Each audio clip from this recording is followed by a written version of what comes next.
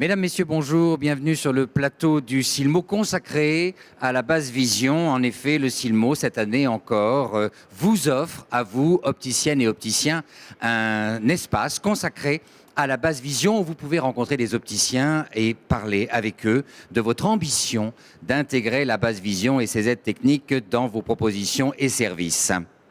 Aujourd'hui, nous allons aborder un sujet important pour vous, opticiennes et opticiens, c'est accompagner l'apparition de la basse vision ou quand vous devez, vous, opticiens, savoir écouter, rassurer et servir. Voilà le thème de notre émission du jour. Et pour ce faire, pour en débattre et pour surtout apporter des informations, j'ai à mes côtés Jeanne Gruson, et également Maudy Piot. Maudy Piot est psychanalyste, elle est également auteure de nombreux ouvrages, elle est présidente de Femmes pour le dire, Femmes pour agir, et puis experte handicap au Haut Conseil de l'égalité hommes-femmes. Jeanne Gruson, vous avez travaillé dans l'audiovisuel, dans la communication, l'événementiel. Toutes les deux, mesdames, vous savez ce que veut dire basse vision. Et à ce titre, nous allons bien sûr, pendant ces 15 minutes qui nous sont offertes, aborder ce sujet. La première question que je vais vous poser à l'une et à l'autre, c'est, avec des histoires différentes, quel est donc votre témoignage quand la basse vision entre dans la vie? Maudy? Lorsque la basse vision rentre dans la vie, c'est vraiment un choc, je dirais un choc traumatique, et on refuse absolument de croire que notre vue s'en va jour après jour, un peu comme le soleil qui se couche à l'horizon. Et moi, personnellement, je me suis dit, jamais je ne deviendrai aveugle, je veux garder une parcelle de vue. Et ce qui a été extraordinaire, c'est que j'ai rencontré un opticien génial qui nous a quittés aujourd'hui et qui m'a dit d'emblée, je vais vous accompagner dans cette aventure, parce que c'est une aventure inédite. C'est quelque chose d'absolument auquel on ne peut, qui est impensable. La vue, c'est ce qu'il y a de plus précieux. Et il m'a dit cette phrase, je devais avoir à l'époque 20 ans, 22 ans, inoubliable. Je vais vous accompagner tout au long de ce trajet. Il faut dire aussi, d'ailleurs c'est Yasmina Reza qui le dit dans son dernier livre, Babylone, nous ne sommes pas préparés à l'irrémédiable. Jeanne Gruson, comment ça s'est passé ? Alors, contrairement à Maudy, j'ai la chance que ce ne soit pas une maladie dégénérative, si j'ose dire. J'ai eu un accident en 1970, un accident d'anesthésie.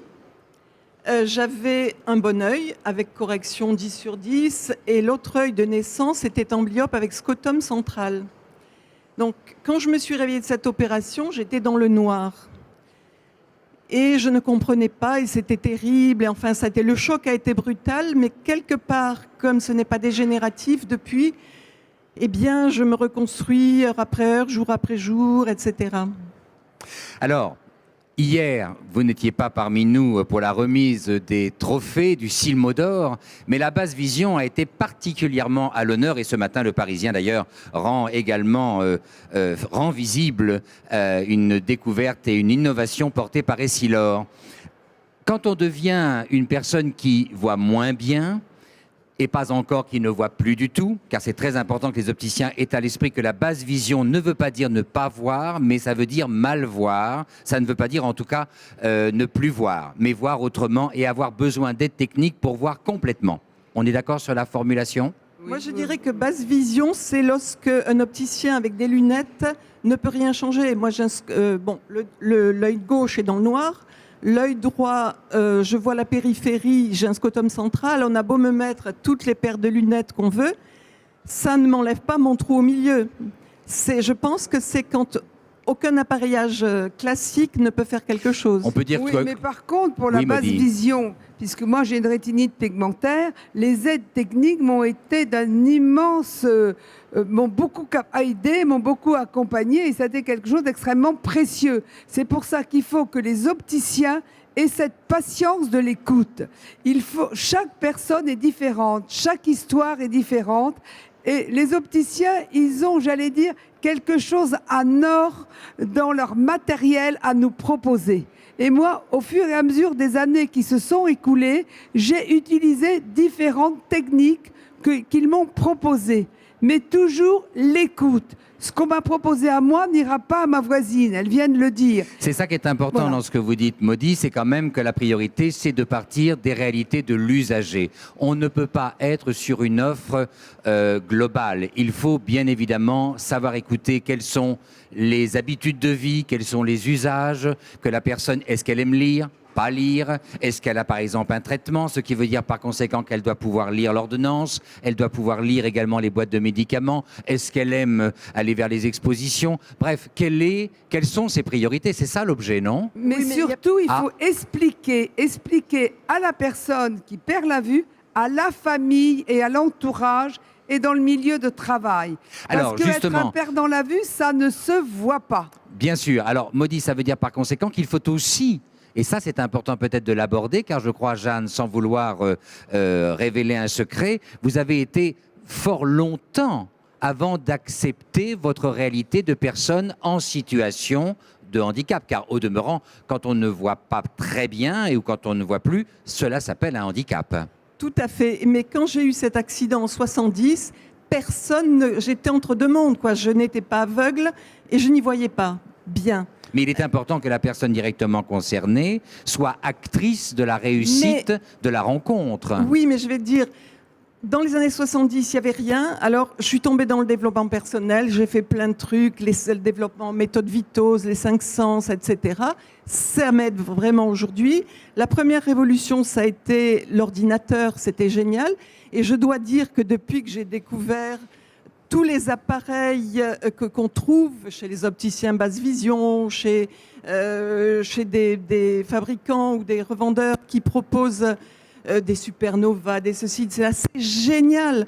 J'ai capitalisé en quelques années, ça a explosé sur tout le travail que j'avais fait sur moi-même. C'est vraiment génial. Alors, vous qui êtes des personnes directement concernées par cette réalité de la basse vision, est-ce que vous avez des conseils à donner en toute bienveillance, bien sûr, à l'intention des opticiens, parce que il est évident aussi, et vous m'arrêtez si je me trompe, que les personnes directement concernées ne sont pas toujours au fait des aides possibles pour acquérir des outils. Eh ben non. Oui, tout à fait. Maudit. Moi, je pense que d'une part, la personne qui perd la vue est d'abord dans le déni. Parce que c'est vraiment difficile de s'imaginer que la vue s'en va. La Faire vue, le c'est deuil de bien, l'avant, quoi. c'est difficile. Voilà. Je dis qu'on ne peut pas faire le deuil de la vue perdue. On doit vivre avec. Vivre avec, ça veut dire également rencontrer des opticiens, ne pas avoir peur de faire une psychothérapie et surtout parler. Ce n'est pas une honte de perdre la vue. Combien de personnes en consultation ont été rencontrées, par exemple, Maudit? Est-ce que c'est un sujet qui vient en consultation? Oui, moi j'ai eu beaucoup de patientes et de patients perdant la vue qui sont venus parce qu'ils se sentaient en dépression et surtout dévalorisés. À partir du moment où on n'y voit pas comme tout le monde, Incompris ou seulement dévalorisé? non, incompris, on est hors norme. Oui. On est taxé de quelqu'un qui boit parce qu'on va marcher de travers. On est taxé de quelqu'un d'un peu foufou parce qu'on va mettre la main à côté de la personne qui vous dit bonjour, on va mettre la main à côté. La déficience visuelle est quelque chose qui interpelle tout le monde. Ça veut dire par conséquent que c'est très important que le spécialiste, alors d'abord il y a l'ophtalmo, mais après il y a l'opticien, que le spécialiste soit évidemment au fait de tout ce qu'il faut faire pour vous apporter des réponses apaisantes, rassurantes, confortables. Absolument. Jeanne. Moi, j'ai été dans la honte d'être déficiente visuelle pendant plus de 20 ans. La Oui. honte et le déni. Pas le déni, le déni. Et je trouve que l'opticien peut apporter énormément quand il est à l'écoute. Comme tout ce que dit Maudit, je signe des 4 mains. L'opticien peut vraiment aider. Il faut qu'il soit à l'écoute, il faut qu'il soit humain. Il a toute une technologie extraordinaire qui peut vraiment aider les déficients visuels et les personnes qui commencent à prendre de l'âge aussi. Alors, Oui, et mais il faut justement, pas c'est qu'il pour ça. je rajoute ça. Il ne faut Oui. pas que l'opticien ou l'ophtalmo ait peur de conseiller à la personne perdant la vue de rencontrer un psychothérapeute. C'est un traumatisme de perdre la vue. Un traumatisme énorme. Oui, un traumatisme énorme et on le minimise en disant on va vous donner des lunettes Et ou un puis- téléagrandisseur. Et puis, Il faut pas hésiter. Maudit, le sujet est abordé là un peu sur un côté, on peut dire, médical, puisque c'est une maladie qui vous a fait perdre la vision. Ça n'est pas le cas de Jeanne. Non, c'est un Et accident. puis, j'allais dire, ça n'est pas le cas des personnes âgées qui, parfois, considèrent que c'est le fruit du vieillissement que de ne pas bien voir, ne pas bien entendre et ne pas bien se déplacer. Donc, ces gens-là auront du mal à aller vous voir, Maudit. Non, pas du tout. Parce que j'ai beaucoup de personnes, je dirais seniors, qui n'acceptent pas de perdre la vue. Aujourd'hui, il y a tellement d'informations qu'elles savent qu'il peut y avoir des techniques qui vont les accompagner, mais ce qui les désespère, c'est le manque d'autonomie. Et quand on n'y voit pas, on peut tout à fait garder son autonomie. Je crois que les opticiens, les ophtalmos doivent aussi dire ça. Il y a des suppléances et notre cerveau s'adapte à notre déficience visuelle. Je dis toujours, on peut perdre la vision, mais on ne perd jamais le regard. On voit avec son visage, on voit avec ses mains, on voit avec son corps. Mesdames, messieurs, les dire. opticiennes, les opticiens, je crois que vous avez compris que là, il y a quand même une personne très investie. Jeanne ne l'est pas moins. Ça veut dire aussi combien peut-être il est important de proposer plus, mieux et tout le temps, parce que sinon, évidemment, ce sont des expériences qui sont parfois malheureuses et on le sait. Beaucoup de personnes aujourd'hui, par manque d'information, mais aussi par manque de reconnaissance de leur situation, par manque de réponse aux besoins qu'il convient de prendre en compte et non pas en charge, eh bien, ces personnes dépriment. Ces personnes s'isolent, se replient, et c'est ce qu'on appelle aujourd'hui la solitude en France, et elle est très importante. Mais Retina France avait fait une étude qui montrait, je ne sais plus si c'est 8 personnes ou 5 personnes sur 10, pensaient au suicide. La perte visuelle, c'est quelque chose qui vraiment entrave pendant un certain temps notre vie psychique. On ne sait plus où nous en sommes. Nous ne savons plus où regarder, je dis ça entre guillemets parce que c'est vraiment le cas. Et surtout, les autres ne nous croient pas. Parce que quand on perd la vue, ça ne se voit pas. Jean-Paul Sartre, qui perdait la vue quand il a écrit Huis clos, conclut sa pièce en disant « l'enfer, c'est les autres ». Jeanne, Oui. qu'est-ce que vous pensez qu'aujourd'hui un opticien doit immédiatement acquérir comme réflexe dès qu'une personne lui parle de problèmes de vue qui ont dépassé la simple myopie, presbytie et autres déclinaisons d'efficience? Quand on est vraiment au-delà de cela, quels sont les conseils que vous pourriez Eh bien, donner? d'abord, qu'il soit à l'écoute et qu'il comprenne bien le problème de la personne qui vient, parce que chaque malvoyant est différent. Donc ça veut dire par conséquent, je rebondis sur ce que vous dites, il n'est pas nécessaire d'avoir des aides techniques dans son magasin pour savoir écouter, car c'est peut-être fort de la demande que vous allez enfin entendre que vous irez chercher les outils pour y répondre. Ça, c'est absolument génial. Et pour moi, ça a été révolutionnaire.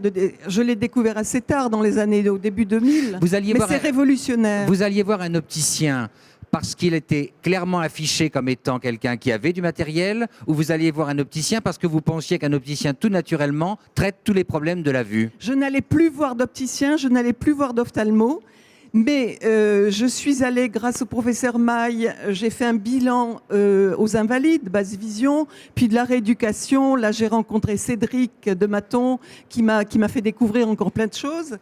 Et là, j'ai recommencé à trouver les opticiens sympathiques parce qu'ils répondaient à mon problème. Parce que, voilà, c'est parce que. Mais les opticiens, je n'allais plus les voir. D'accord, mais Est-ce qu'on peut ajouter que, oui, Maudit, on ajoute. que les opticiens peuvent également proposer ou conseiller la rééducation basse vision. La rééducation basse vision, pour moi, ça a été une révélation extraordinaire. À l'époque, le docteur Chambé était encore parmi nous, et suivre pendant plusieurs mois une rééducation basse vision, apprendre à regarder autrement, à se servir de son reste de vue, à prendre la canne blanche. On n'est pas obligé d'être aveugle pour prendre la canne blanche. Apprendre à se servir d'une loupe, savoir comment on peut disposer ses aliments dans son assiette. La basse vision devrait être recommandée par tous les opticiens et par tous les ophtalmos. Eh bien, je crois que Mesdames, je vous remercie. Jeanne Gruson, Maudy Piot, je vous remercie. Je vous rappelle, opticiennes et opticiens, que nous vous attendons jusqu'à ce lundi 26 sur l'espace Basse Vision que vous offre le Silmo cette année encore. Vous pourrez trouver là des informations sur tous les sujets qui vous questionnent. Et demain, ne manquez pas le dernier plateau de cette édition 2016. Ce plateau sera consacré à 3 associations qui travaillent pour vous accompagner, vous, opticiennes et opticiens. Je tiens également à vous parler, puisque tout à l'heure j'ai parlé de publication chez Maudy Piot, eh bien ce livre, Mes yeux s'en sont allés, de Maudy Piot, aux éditions L'Harmattan, ne le manquez pas. Cela peut vous apporter des informations qui vous aideront à être encore plus à l'écoute et au plus près de la réalité de votre avenir, car c'est l'avenir qui vous attend. Nous avons une population en France vieillissante, ils ne sont pas tous malades, mais beaucoup vont avoir une vue déclinante. À demain, merci, au revoir. Merci.